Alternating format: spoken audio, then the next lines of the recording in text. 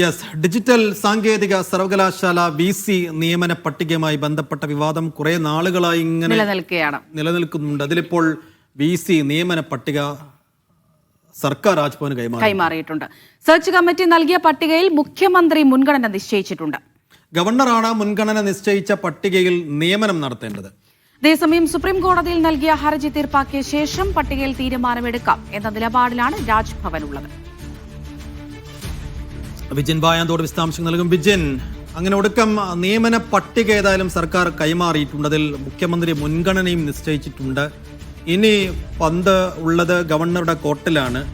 ഗവർണർക്ക് വേണമെങ്കിൽ മുൻകാലങ്ങളിലൊക്കെ നമ്മൾ കണ്ടതുപോലെയുള്ള തർക്ക പ്രതികാര നടപടികളിലേക്കൊക്കെ വേണമെങ്കിൽ കടക്കാം. പക്ഷെ ഇപ്പോഴത്തെ ഘട്ടത്തിൽ അതിന് സാധ്യതയുണ്ടോ, അതോ ഇത് അംഗീകരിച്ചുകൊണ്ട് വേഗത്തിൽ നിയമനങ്ങളിലേക്ക് കടക്കുകയാണോ ചെയ്യുക? എന്താണ് സംഭവിക്കാൻ പോകുന്നത്? സൈഫുദ്ദീൻ അമൃത, ഇക്കാര്യത്തിൽ ഗവർണറും പ്രതിസന്ധിയിലാണ്. കാരണം മുഖ്യമന്ത്രി തയ്യാറാക്കിയിരിക്കുന്ന ലിസ്റ്റ് അത് നൽകിയിരിക്കുന്നത് സുപ്രീം കോടതി തന്നെ നിയോഗിച്ച സമിതിയാണ്. അവരാണ് ഇതിൽ അഭിമുഖം നടത്തുകയും സെർച്ച് കമ്മിറ്റി രൂപീകരിക്കുകയും ഒക്കെ ചെയ്തത്. അതിനുശേഷം ഉള്ള ലിസ്റ്റ് മുഖ്യമന്ത്രിക്ക് കൈമാറിയതാണ്. 4 പേരടങ്ങുന്ന ലിസ്റ്റാണ് ഡിജിറ്റലിലും ഒപ്പം തന്നെ സാങ്കേതിക സർവകലാശാലയിലും വൈസ് ചാൻസലർ നിയമനത്തിനായി ഈ സമിതി നൽകിയത്. സുപ്രീം കോടതി നിയോഗിച്ച സുധാംശു ധൂലിയ സുപ്രീം കോടതി ജഡ്ജി കൂടിയാണ്. അദ്ദേഹത്തിന്റെ അധ്യക്ഷതയിലുള്ള സമിതിയാണ് ആ ലിസ്റ്റ് കൈമാറിയത്. അതിൽ നേരത്തെ തന്നെ മുഖ്യമന്ത്രി പ്രയോറിറ്റി തീരുമാനിച്ചിരുന്നു. അതിനുശേഷം കഴിഞ്ഞ ദിവസമാണ് മുഖ്യമന്ത്രി ഈ ലിസ്റ്റ് രാജ്ഭവൻ ഇപ്പോൾ കൈമാറിയിരിക്കുന്നത്. ഇതിൽ എന്ത് തീരുമാനം ഗവർണർ എടുക്കും എന്നുള്ളതാണ് പ്രധാനം. ഇതിൽ സുപ്രീം കോടതിയിൽ തന്നെ ഗവർണറും ഒപ്പം തന്നെ ഗവർണർ നൽകിയൊരു ഹർജി നിലനിൽക്കുന്നുണ്ട്. അതിൽ പറയുന്നത് മുഖ്യമന്ത്രിയുടെ അധികാരങ്ങൾ എടുത്തു മാറ്റണം. ലിസ്റ്റിൽ നിന്ന് മുഖ്യമന്ത്രിക്ക് പ്രയോറിറ്റി നിശ്ചയിക്കാനുള്ള അധികാരങ്ങൾ മാറ്റണം. ഒപ്പം തന്നെ UGCയും ഇതിലൊരു ഹർജി നൽകിയിട്ടുണ്ട്. സുപ്രീം കോടതിയുടെ തീരുമാനം പുനഃപരിശോധിക്കണമെന്നാണ്. അത് സുപ്രീം കോടതിയുടെ ഫുൾ ബെഞ്ചാണ് കേൾക്കുക.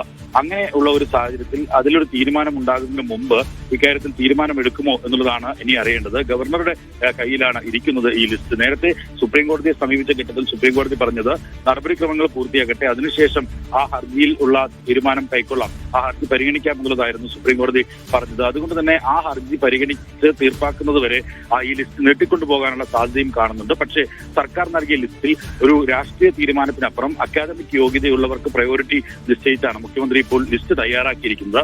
അതുകൊണ്ട് തന്നെ ആ ലിസ്റ്റിൽ ഒരുപക്ഷെ ഒപ്പിടുമോ എന്ന കാര്യത്തിലും നിലവിൽ സംശയം നിലനിൽക്കുകയാണ്. പക്ഷേ ഗവർണർക്ക് ഒരുപക്ഷെ ഇത് നീട്ടിക്കൊണ്ടുപോകാനുള്ള ഒരു സാധ്യത എന്ന് പറയുന്നത് സുപ്രീം കോടതിയിലെ തന്റെ ഹർജിയും ഒപ്പം തന്നെ UGCയുടെ ഹർജിയും അതിൽ തീർപ്പ് കൽപ്പിച്ച ശേഷം തീരുമാനമെടുക്കാം എന്ന് പറഞ്ഞ് മാറ്റിവെക്കാനുള്ള സാധ്യതയുമുണ്ട്. പക്ഷെ 2 മാസത്തിനിടെ തന്നെ ഈ വൈസ് ചാൻസലർമാരെ 2 സർവകലാശാലയിലും നിയോഗിക്കണം എന്നുള്ളതായിരുന്നു അന്ന് സുപ്രീം കോടതിയുടെ സിംഗിൾ ബെഞ്ച് ഉത്തരവ് ഇറക്കിയത്. അതിനുശേഷം ആണ് ഗവർണറും ഒപ്പം തന്നെ UGC പ്രതിനിധിയെ കൂടി ഉൾപ്പെടുത്തണം എന്നാവശ്യപ്പെട്ടാണ് UGC ഹർജി നൽകിയത്. ഒപ്പം തന്നെ മുഖ്യമന്ത്രിക്ക് അധികാരം നൽകുന്നതും ഒപ്പം UGC പ്രതിനിധിയെ ഒഴിവാക്കിയതും പുനഃപരിശോധിക്കണമെന്ന ഹർജിയാണ് സുപ്രീം കോടതിയിൽ ഗവർണറും നൽകിയിട്ടുള്ളത്. അതുകൊണ്ട് തന്നെ ഇക്കാര്യത്തിൽ വീണ്ടും ഒരു കാലതാമസം ഉണ്ടാകുമോ എന്നുള്ള ആശങ്കയിലാണ് നിലവിൽ ഉള്ളത്.